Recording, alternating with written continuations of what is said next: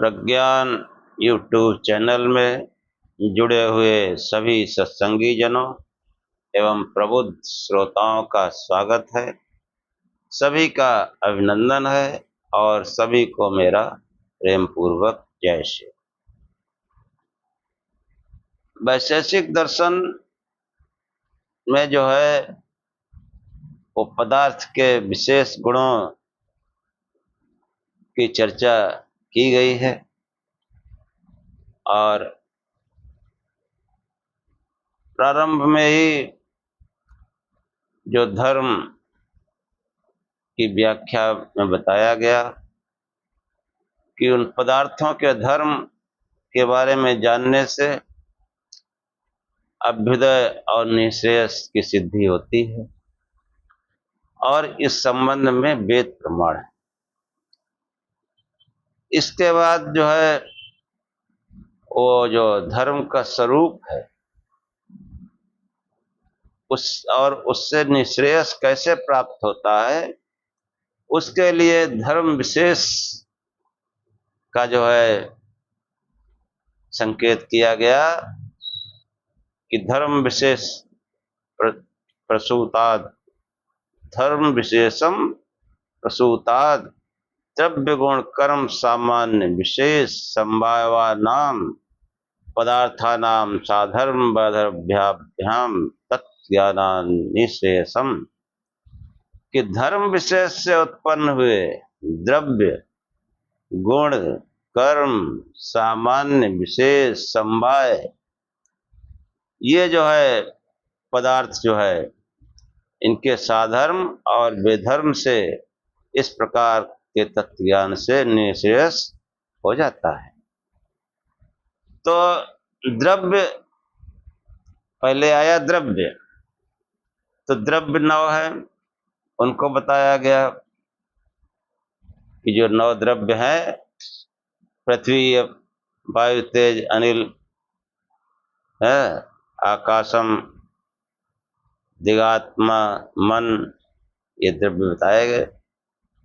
और द्रव्य के बाद में जो है गुण, उनके जो है रूप रस गंध स्पर्श संख्या परिमाणान तत्वम है, ये गुण बताए गए। जैसे पृथ्वी का गुण गंध है, जल का गुण रस है और अग्नि का गुण रूप है, वायु का गुण स्पर्श है और आकाश का शब्द है, और इसके बाद संख्या परिमाण पृथक्तम है, ये सब जो है गुण बताए गए। इच्छा द्वेष और इन गुणों के बाद में जो है फिर कर्म, जो ये जो है धर्म विशेष प्रसूताद द्रव्य गुण कर्म, कर्म वही उत्क्षेपण अवक्षेपण कुंचन प्रसारण गमन, ये कर्म है। और इसके बाद में जो है जो अन्य विशेष सामान्य विशेष सामान्य और विशेष कर्म, उस पर जो है आज चर्चा करेंगे। तो इसी के साथ आज का आख्यान आरंभ करते हैं। ओम असतो मा सद्गमय तमसो मा ज्योतिर्गमय मृत्योर्मामृतम गमय। हे परम गुरु, हे परमात्मा, हमें असत्य से सत्य की ओर ले चलो, अंधकार से प्रकाश की ओर ले चलो तथा मृत्यु से अमरता की ओर ले चलो।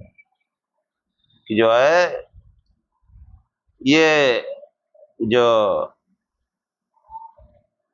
गुण कर्म बताए गए, इनके जो है सामान्य और तीनों का आश्रय होने से गुण कर्म और द्रव्य जो है गुण कर्म दोनों द्रव्यों में आश्रित रहते हैं। हाँ, हर एक द्रव्य के गुण है और कर्म है। सामान्य आदि तीनों का आश्रय होने से प्रथम द्रव्यादि पदार्थों के विभाग का निर्देश जो है करते हुए इससे साधर्म को बताने के लिए सूत्रकार जो है साधर्म प्रकरण का आरंभ करता है। साधर्म, साधर्म और वधर्म। तो महर्षि कणाद कहते हैं कि सद अनित्यम द्रव्यत्व कार्य कारणम सामान्य विशेष वदित द्रव्य गुण कर्माणम विशेषः, कि जो है सत माने सत्ता वाला, सत्ता वाला होना, यानी जो सत्ता वाला है, यानी जो उत्पन्न हुआ है वो नष्ट ही हो जाएगा। जो सद है वो अनित्य है।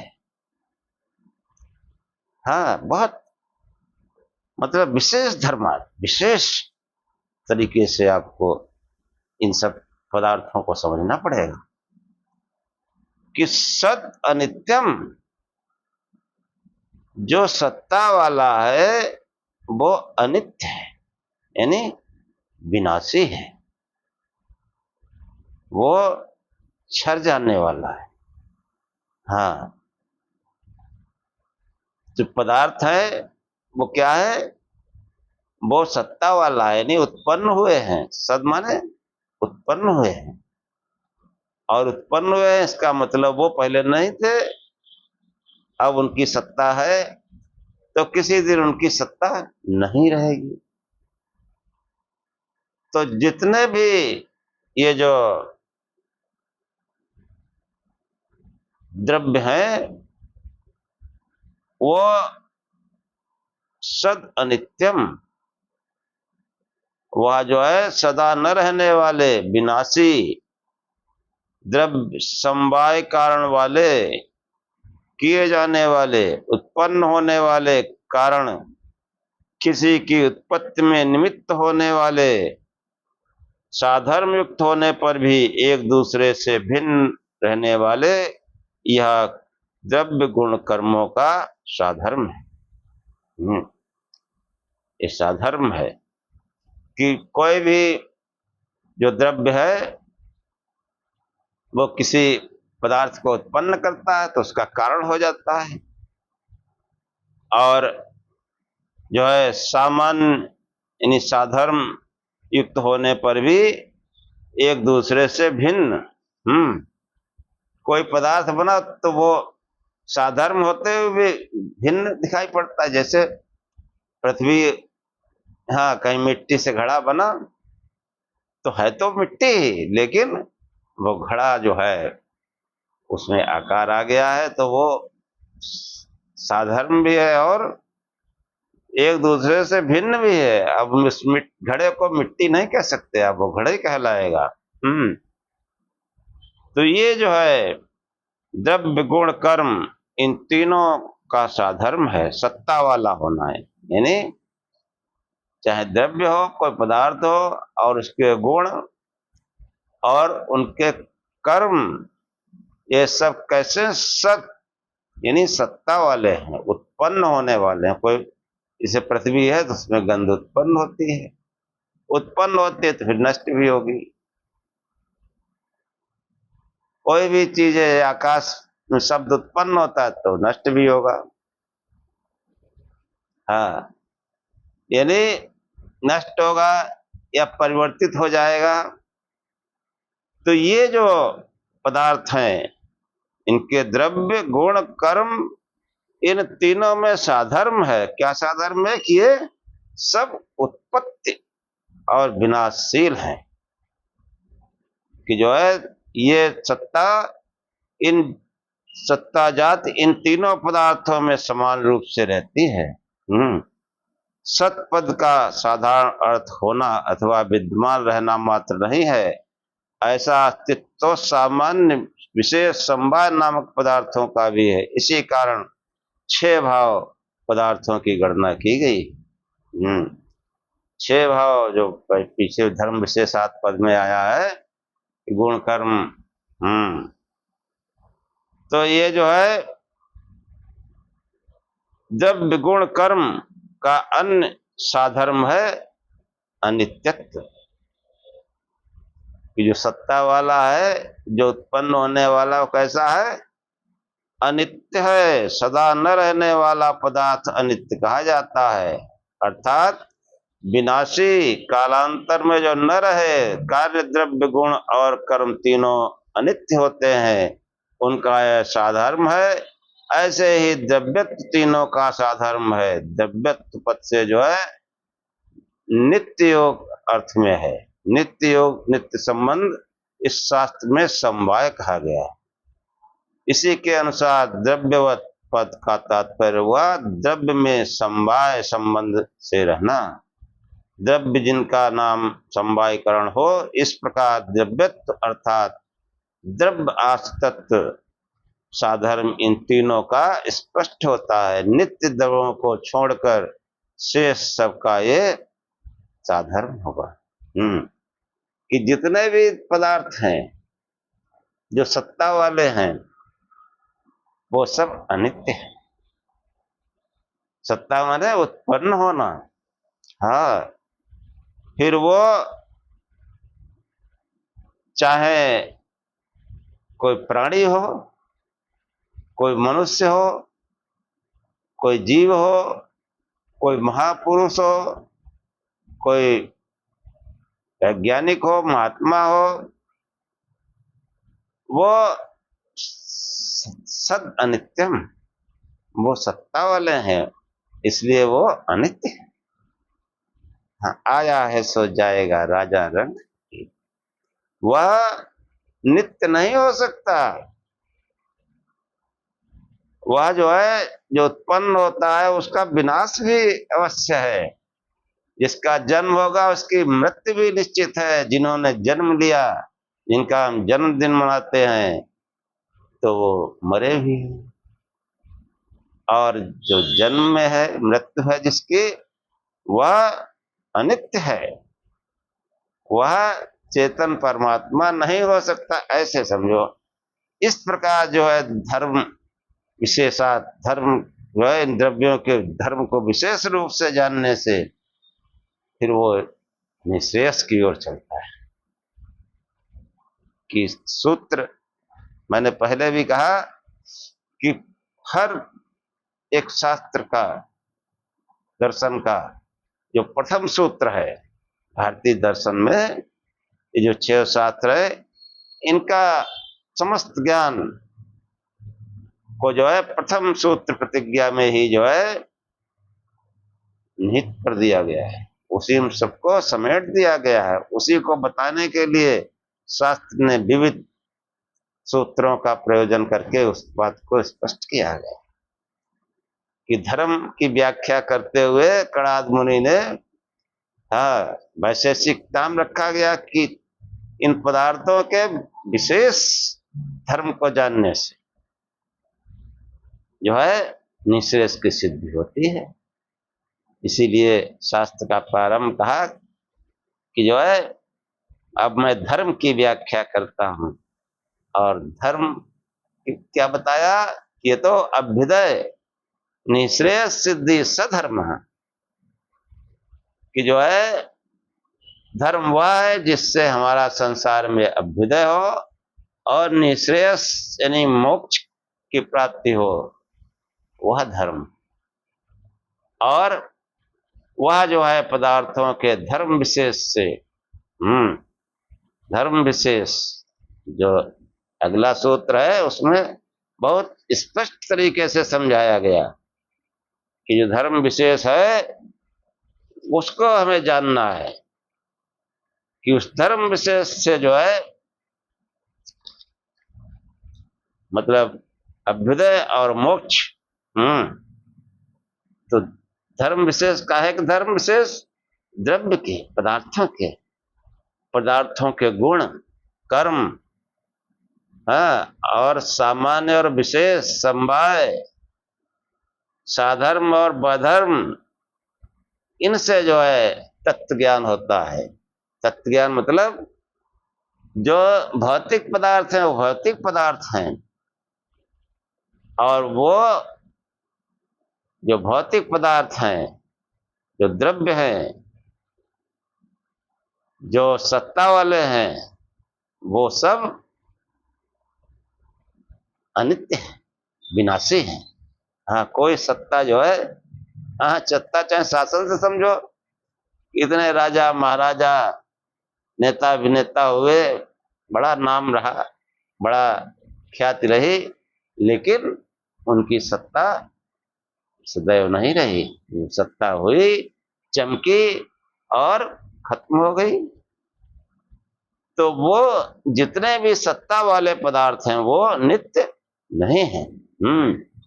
तो ये, और जितने सत्ता वाले हैं उनमें जो है साधर्म और वैधर्म, हाँ, ये सब लक्षण होते हैं। ये जो है मतलब साधर्म की व्यवस्था में द्रव्य गुण जो है, जैसे द्रव्य यानी कार्य मात्र का समवायीकरण होता है, समवाय संबंध से जो है कार्य गुण द्रव्य अपने अस्तित्व का लाभ करता है, वह उस कार्य का समवायीकरण होता है। जो भी सत्ता वाले हैं वो सब, हाँ, जिनका अस्तित्व है वो सब समवायकरण उसको कहा जाता है। हाँ, कार्य मात्र द्रव्य जो है, कार्य मात्र द्रव्य गुण कर्म तीनों जो है वो पाए जाते हैं। गुण कर्म, कार्य मात्र और असमवाय कारण, आत्मा के विशेष गुण कहीं भी असमवाय कारण नहीं होते। कि जो है द्रव्य गुण कर्म अंतिम साधर्म सामान्य विशेषत्व बताया गया कि सत पद की व्याख्या में सत्ता सामान्य का उल्लेख किया गया है। हाँ, सत्ता सामान्य जो है दो प्रकार के बताए गए, एक पर सामान्य, दूसरा अपर सामान्य। जो सामान्य सर्वाधिक देशवृत्ति है वह पर सामान्य है, केवल सत्ता सामान्य पर सामान्य है, से सब अपर सामान्य। इनको परापर सामान्य भी कहा जाता है। सत्ता सामान्य द्रव्य गुण कर्म तीनों में समान रूप से रहता है, तीनों में अलग अलग रहने वाले सामान्य हैं। हाँ, द्रवत्व गुणत्व कर्मत्व, द्रवत्व गुणत्व कर्मत्व, ये सब अलग अलग हैं, लेकिन ये सभी में समान रूप से पाए जाते हैं। और ये जो है द्रव्य गुण कर्म, इन सबका साधर्म कहकर सूत्रकार जो है जिज्ञासा के अनुसार अब द्रव्य गुण दो का साधर्म बताते हैं। अभी तीन का था, दो का बताया कि द्रव्य गुणयो सजातीय आरंभकत्वम साधर्मम, द्रव्य और गुणों का अपने समान जातीय पदार्थों को उत्पन्न करना साधर्म। हाँ, समान जातीय कि जो है जो द्रव्य जैसा है वैसा ही जो है पदार्थ उत्पन्न करेगा। कि जब कोई द्रव्य किसी द्रव्य को उत्पन्न करेगा तो सजातीय द्रव्य को करेगा। पृथ्वी परमाणु जो है पृथ्वी तत्व जातीय द्रव्य को उत्पन्न करेंगे। जो पृथ्वी के परमाणु हैं वो पृथ्वी को उत्पन्न करते हैं, अन्य जलत जाति आदि को नहीं। कि सबके अपने अपने गुण है। हाँ, ऐसे और सरल भाषा में समझो कि जैसे चीनी होती है तो जितने मीठे पदार्थ हैं उससे बनाए जाते हैं। हाँ, और नमकीन नहीं बनाए जा सकते। नमकीन जो नमक से जो है नमकीन पदार्थ बनाए जाएंगे। मिर्च से तीखे पदार्थ बनाए जाएंगे, मीठे नहीं बनाए जा सकते, न नमकीन बनाए जा सकते हैं। तो ये जो है कोई भी द्रव्य जब किसी द्रव्य को उत्पन्न करेगा तो वह सजातीय द्रव्य को उत्पन्न करेगा।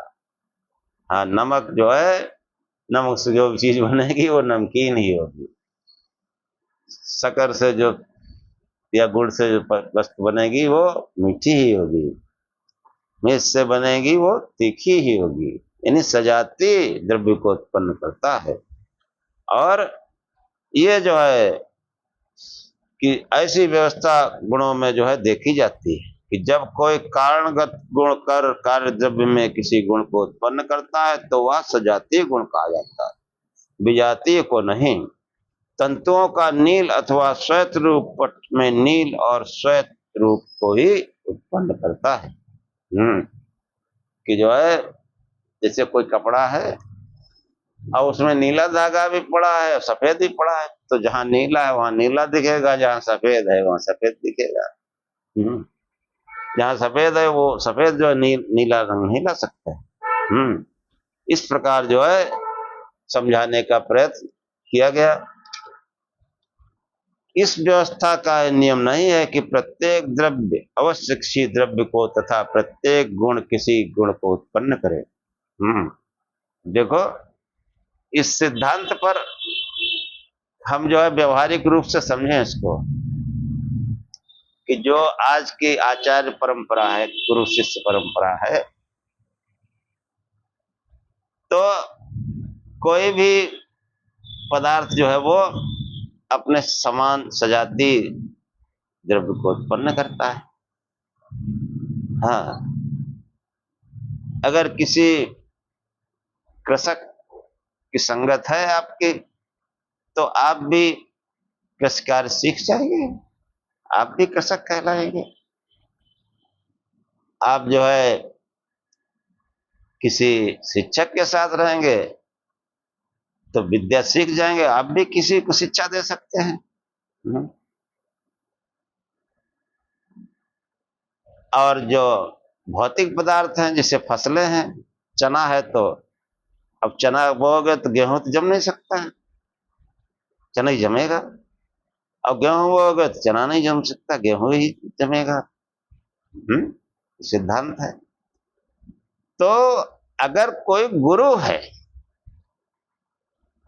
और उसने जो है कोई शिष्य बनाया है, कोई ज्ञान दिया है, तो उसको जो है गुरु ही होना चाहिए, गुरु ही बनना चाहिए। ये जो है गुरु की पहचान है। लेकिन सैकड़ों हजारों गुरु हैं, वो मतलब जब कोई किसी को दीक्षा देना हो, उपदेश करना हो, तो गुरु के पास चलो। वो जो जिनको उपदेश किया है, जिनको चेला बनाया, शिष्य बनाने चेला है, मूर्ख। अब गुरु मतलब चतुर, चालाक। इसलिए कहा जाता है सामान्य भाषा में, बहुत गुरु हो तुम। बहुत गुरु हो मतलब बहुत चालाक हो। कोई दंड बंद करके आपने काम बना लिया हो, किसी व्यक्ति ने समझ लिया, किसी ने खूब दाम मार दिया, तो दांव चले जा रहे हैं। हाँ, और जो वाकई गुरु थे, वाकई आचार्य थे, उनके शिष्य भी गुरु बने।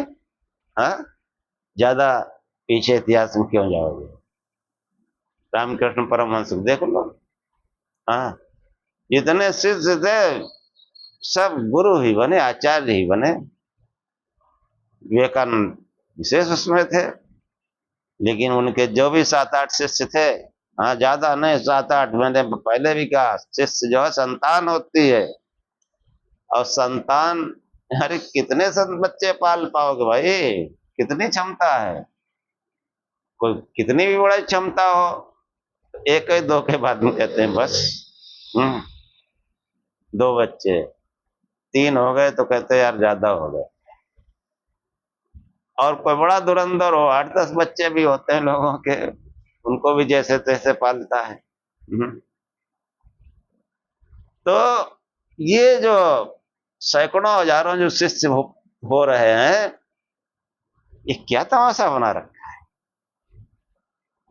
हाँ, कि वो जो है गुरु ही ज्ञान देगा, गुरु ही जो है आपको ज्ञान देगा।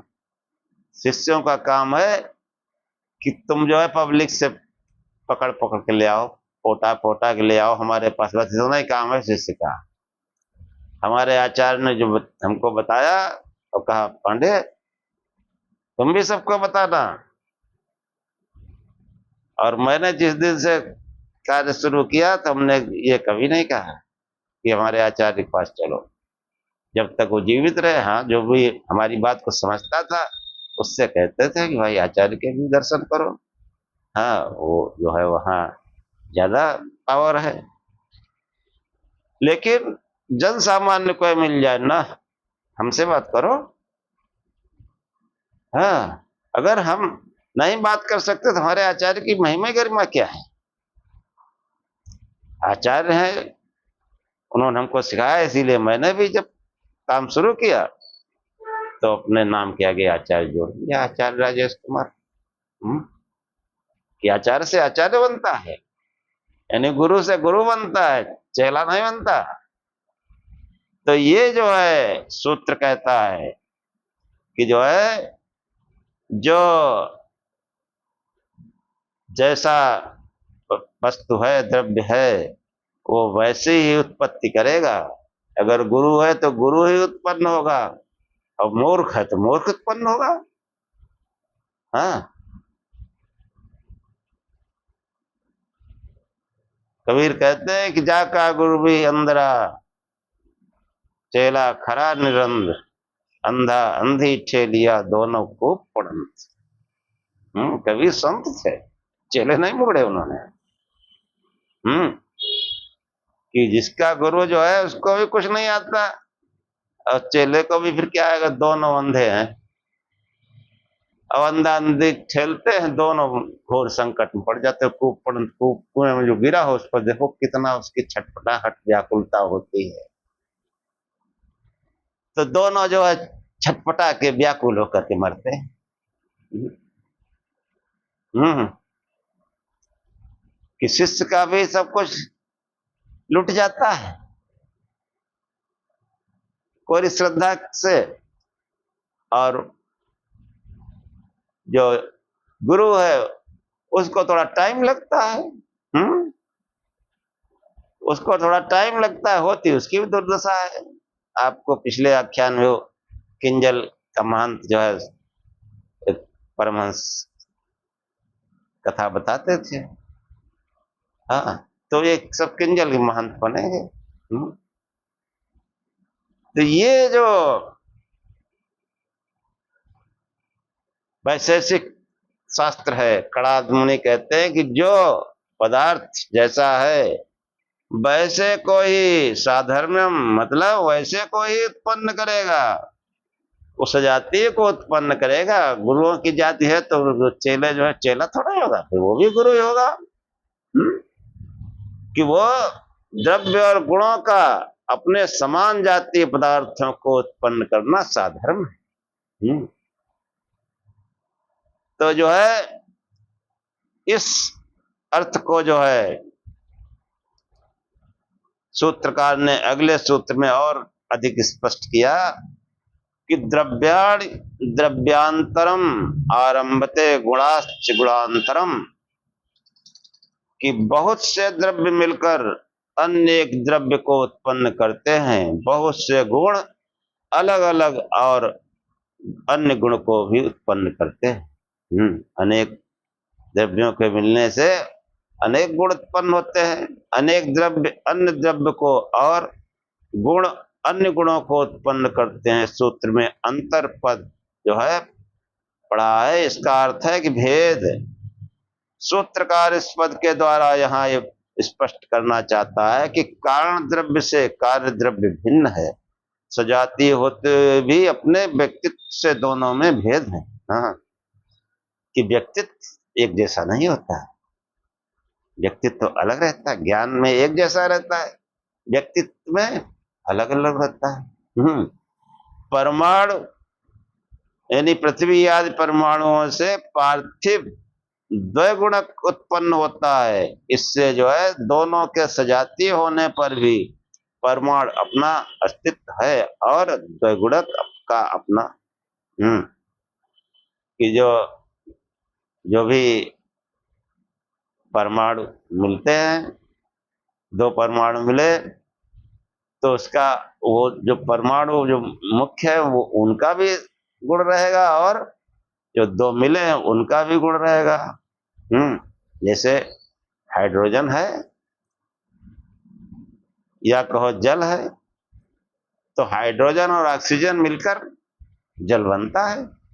जो साइंस शास्त्र पढ़े हैं वो जानते हैं, H2O होता है। अब वो जो है हाइड्रोजन और ऑक्सीजन वो अपने से भिन्न पदार्थ भी उत्पन्न कर देते हैं, जल को पैदा कर देते हैं, लेकिन उनमें वो हाइड्रोजन और ऑक्सीजन दोनों के गुण विद्यमान रहते हैं। उनको कभी भी पृथक करके भी देखा जा सकता है। हाँ, तो ये जो है सजातीय होने पर भी परमाणु का अपना अस्तित्व बना रहता है और द्विगुणक का अपना भी।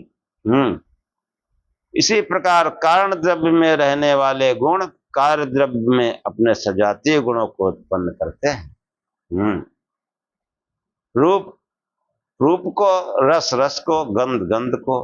पर यहाँ भी इतना समझना चाहिए, कारण द्रव्य में जो गुण है वही गुण व्यक्ति रूप से कार्य में नहीं आता, प्रत्युत कार्य से सजाती अन्य गुण व्यक्ति को उत्पन्न करता है।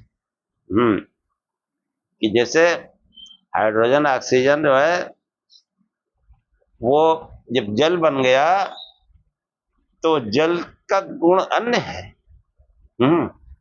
वो जो है परमाणु अपने से मतलब अन्य, इससे कोई 2 प्रकार के तंतु हो तो तंतु मिलकर यानी धागे वस्त्र का निर्माण कर देते हैं, तो वो अपने भिन्न भिन्न रूप को जो है उत्पन्न करता है। भिन्न भिन्न तरह तरह के कपड़े बनते हैं, दोनों रूप सजातीय हैं पर अपने अपने व्यक्तित्व के आधार पर एक दूसरे से भिन्न है। कि जो है द्रव्यांतरम आरंभते गुणाश्च गुणांतरम, कभी कोई गुण विजातीय गुण का भी आरंभक होता है। 3 द्विगुणकों की बहुत संख्या त्रिश्रेण में महत् परिणाम को उत्पन्न करती है। यहाँ संख्या गुण विजातीय परमाणु गुण का आरंभक है। हाँ, जो विशेष धर्म में संख्या भी आया, जो द्रव्य 9 बताया गया उसमें संख्या और परिमाण भी आया। कि उनकी मात्राएं और संख्या से भी जो है वो परिवर्तन हो जाता है। ऐसे स्थलों पर जो है साधर्म के सामंजस्य के लिए जात के अनुसार पर व्यवस्था कर लेनी चाहिए। गंधाद सजातीय आरंभक गुण में रहने वाले गुणत्व जात उस गुण में भी रहती है। जो सजातीय आरंभक नहीं है, दोनों में गुणत्व जात के आधार पर उनका सजातीय आरंभकत्व साधर्म समझ लिया जाता है। अब आगे जो है कि जैसे द्रव्य सजातीय द्रव्य के गुण सजातीय गुण के आरंभक होते हैं, उसी प्रकार क्या कर्म सजातीय कर्म का आरंभक होता है। इसको बताते हुए मार्स कड़ाक कहते हैं कि कर्म कर्म साध्यम न विद्यते, कर्म कर्म के साध्य उत्पाद नहीं होता। यानी कर्म अर्थात उत्क्षेपण या गति आदि कोई क्रिया किसी अन्य क्रिया को कभी उत्पन्न नहीं करती। जैसे वो क्रिया बताया गया कि वो उत्क्षेपण, जैसे कोई चीज फेंकना, कोई चीज सिकुड़ जाना या सिकोड़ना या प्रसार कर देना या गति कर देना, ये सब क्रियाएं बताई गई। तो वो जो है मतलब दूसरी क्रिया नहीं उत्पन्न करते। जैसे कोई चीज फेंक दी गई, अब वो फेंकी हुई चीज वो तो अपने लक्ष्य पर जाएगी। अब वो कर्म जो किया है वो कोई फेंकी हुई चीज दूसरी क्रिया उत्पन्न कर दे, ये नहीं होता है। कर्म कर्म साध्यम न विद्यते, कर्म अर्थात उत्क्षेपण या गति आदि कोई क्रिया किसी अन्य क्रिया को कभी उत्पन्न नहीं करती, कोई क्रिया किसी अन्य क्रिया को उत्पन्न क्यों नहीं करती, यह विचारणीय है। कि क्रिया यह क्रिया यदि क्रियांतर को उत्पन्न करे तो अपनी उत्पत्ति के अनंतर ही करेगी। जैसे शब्द जिस क्षण में उत्पन्न होता है उससे अगले ही क्षण में अपने सजातीय अन्य शब्द को उत्पन्न कर देता है। इसी प्रकार यह क्रिया अन्य क्रिया को उत्पन्न करे तो अपनी उत्पत्ति के अनंतर क्षण में करेगी, परंतु यह संभव नहीं है। जो शब्द आपने बोला, अब वो बोलने के बाद में वो शब्द दूसरा शब्द कोई बोल दे, नहीं, वो तो जब आप दूसरा बोलेंगे तभी बोलना। इसलिए जो है कर्म कर्म साध्यम न विद्यते, कि जो है क्रिया से दूसरी क्रिया संभव नहीं है। बहुत सूक्ष्मता से हर बात को बताया गया कि गुण और कर्मों में देखा जाता है कि एक कार्य अपने कारण का नाश कर देता है। क्या द्रव्यों में भी ऐसा क्रम है? गुरु, हाँ, गुरु कड़ा भाई गुरु थे, तो कड़ा ऋषि जो है कहते हैं कि न द्रव्यम कार्यम कारणम च बधति।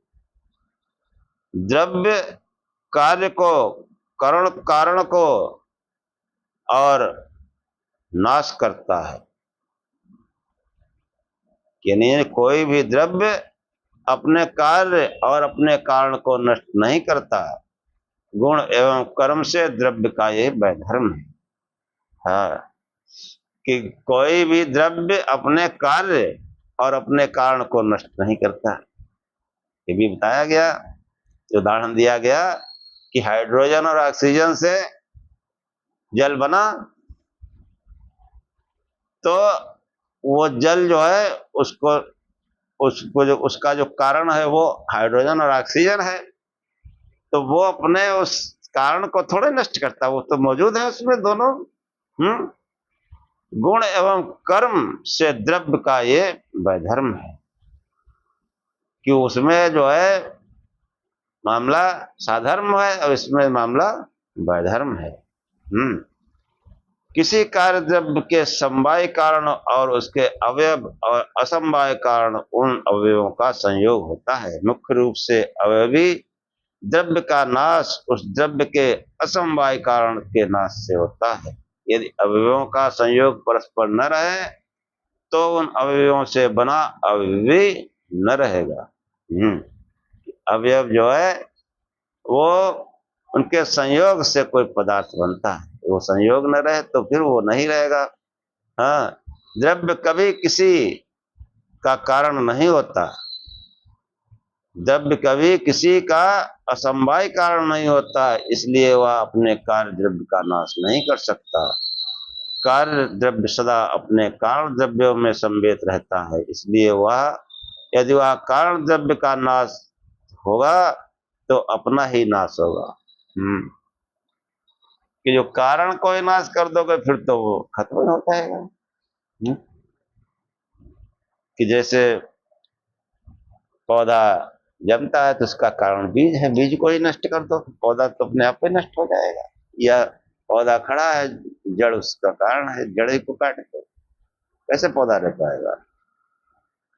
तो अपने जो है कार्य द्रव्य जो है अपने आश्रय नाश से कार्य द्रव्य का नाश हो जाता है। आश्रय से तात्पर्य है समवायीकरण से। यह नियम सार्वत्रिक नहीं है, द्वि अणु का नाश आश्रय नाश से संभव है। देखो कणाद ने अणु परमाणु की भी चर्चा की है यहाँ।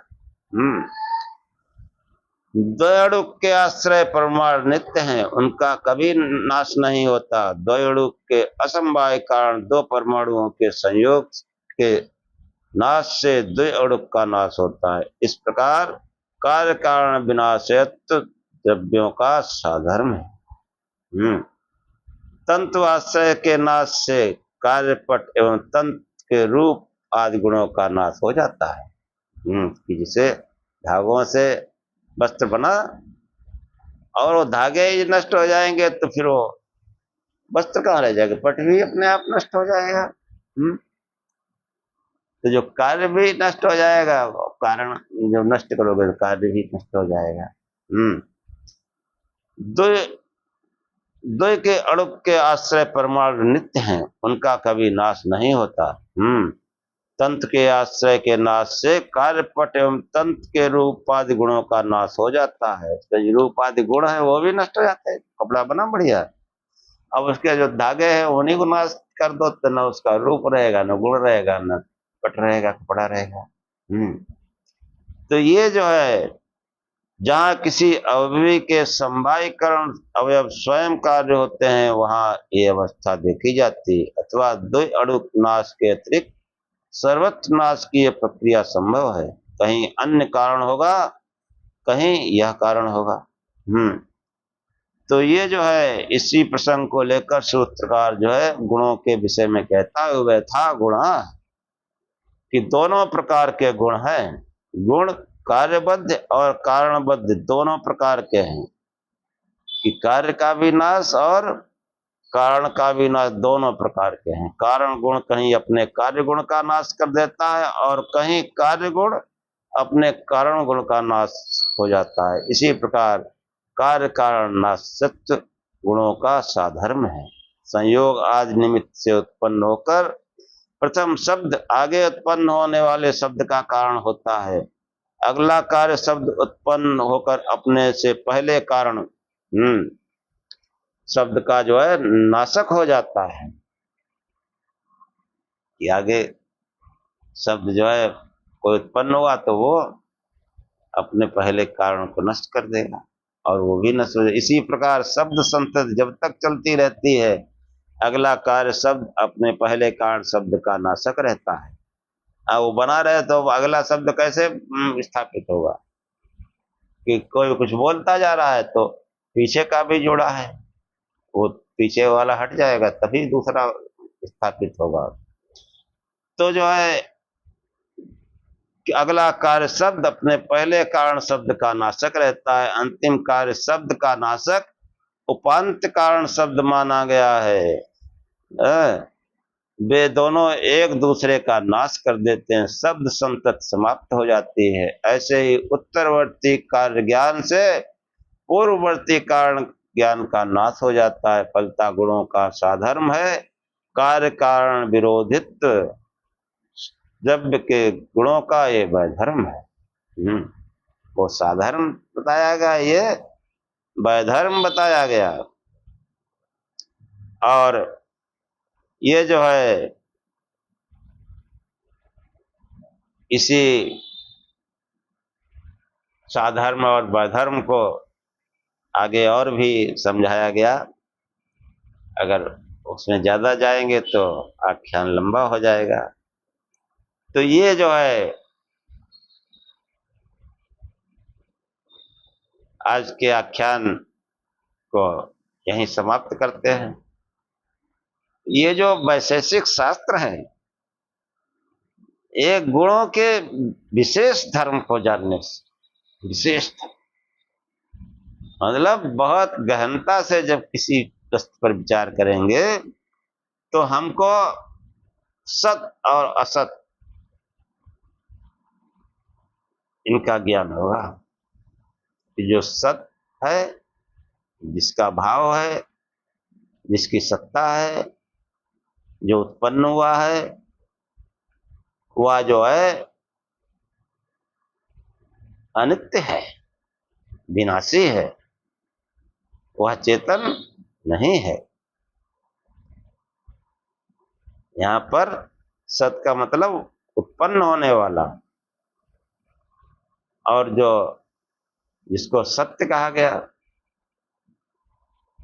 कि ये भी असत्य नहीं है, ये भी सत्य है। लेकिन एक शब्द वैदिक साहित्य में आता है ऋत, सत्यम वदिष्याम ऋतम वदिष्याम। सत्य कहूंगा, ऋत कहूंगा। कि वो जो है सन्नो मित्रा संवरुणा सन्नो भवत्यर्मा सन्ना इंद्रो बृहस्पति सन्ना विष्णु रुक्रमा। हाँ, इसमें आया है नमो ब्रह्मणे नमस्ते वायो त्वमेव प्रत्यक्षं ब्रह्मासि त्वमेव प्रत्यक्षं ब्रह्म वदिष्यामि ऋतं वदिष्यामि सत्यं वदिष्यामि तन्माम अवतु तन्वक्तारम अवतु अवत माम अवत वक्तारम। कि वो जो है जो भी पदार्थ हैं ये जो है, हाँ, कोई भौतिक पदार्थ को आप क्या नकार सकते हैं, है वो, लेकिन वो यथार्थ सत्य नहीं है, वो रित नहीं है। क्योंकि वो जो रित है वो उत्पत्ति विनाश से रहित है, और जो सत्य है मतलब सत्य का मतलब जो हमको दिख रहा है कि जो भौतिक पदार्थ दिख रहे हैं, कोई कहता है झूठ है, झूठ कैसे है, लेकिन ये सत्य है, सत्ता वाले हैं, उत्पत्ति वाले हैं, अनित्य हैं, विनाशशील है, और जिसकी उत्पत्ति रहे उसका विनाश भी नहीं। हाँ, वो जो है वो यथार्थ सत्य है। उस यथार्थ सत्य को जो है समझने से निःश्रेयस की प्राप्ति होती है, और जो सत्ता वाले पदार्थ हैं उनसे अभ्युदय होता है, भौतिक पदार्थों से अभ्युदय होता है, और जो भौतिक पदार्थ हैं वो सब सद हैं, अनित्य हैं, विनाशशील हैं। ये विशेष धर्म जो है वैशेषिक शास्त्र बताता है कि हम पदार्थों के धर्म को समझें और उन धर्मों से हमारा अभ्युदय होगा, और विशेष धर्म से जो है विशेष धर्मों को जानकर हमको जो है निःश्रेयस की प्राप्ति है। यही यहाँ इस शास्त्र का प्रयोजन है कि ये तो अभ्युदय निःश्रेयस सिद्धि सधर्म, धर्म मतलब यहाँ पदार्थों के धर्म से है, किनके क्या गुण हैं, क्या विशेषताएं हैं, क्या कर्म हैं, और ये जो है भौतिक पदार्थों को बताते बताते अंत में निःश्रेयस के लिए जो है वो जो नित्य पदार्थ है उसके बारे में बताया गया। उसी से निःश्रेयस होगा। तो अभी तो वही चल रहा है, लेकिन बीच बीच में जो सत्संग है उसमें जो है वो सब आना चाहिए। इसलिए जो है सत्संग को, इन आख्यानों को ध्यानपूर्वक सुने, क्योंकि हमारी जो उपासना पद्धति है, जो पूजा पद्धति है, वो सब अनित्य पदार्थ होती है। हाँ, जन्म मृत्यु वालों की हम पूजा उपासना कर रहे हैं, कहने का तात्पर्य यह है दिशा हमारी जो है उपासना की दिशा सही नहीं, इसलिए अभ्युदय भी जो है कठिन पड़ता है, उल्टे सीधे काम करने पड़ते हैं, और निःश्रेयस तो दूर दूर तक नहीं। चाहे पैसे वाला हो चाहे गरीब हो, सबके सामने दुख खड़े। किसी पैसे वाले के पास जाओ वो भी बहुत परेशान, लोग ज्यादा परेशान, और मजदूर तो परेशान है, उसको तो रोटी कपड़ा का सोचना है, लेकिन फिर भी वो शाम को जो है रोटी वोटी मिल गई फिर मस्ती में बैठता है कि कल फिर काम करना है। तो ये जितने भी शास्त्र, इनका प्रयोजन निःश्रेयस इसलिए कहा गया कि निःश्रेयस मतलब ये दुख जो नाना प्रकार के हैं, जो कष्ट मनुष्य के जीवन में आते हैं, इनसे निवृत्ति हो, इस शास्त्र के प्रारंभ में ही समझाया गया है।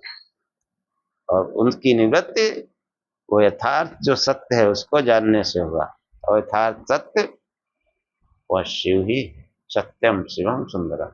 इसलिए शिव शिव जपो, प्रकाश स्वरूप से ध्यान करो, और इन आख्यानों को पूरे मनोयोग से सुनते रहो। कोई प्रश्न तर्क हो तो कमेंट किया करें। इसी के साथ आज का आख्यान समाप्त करते हैं। ओम सहनाववतु सहनौ भुनक्तु सह वीर्यं करवावहै तेजस्विनावधीतमस्तु मा विद्विषावहै। ओम शांति शांति शांति। हे परमात्मा, हम दोनों श्रोता और वक्ता की साथ साथ रक्षा करें, साथ साथ पालना करें। हम दोनों साथ साथ मिलकर पुरुषार्थ करें।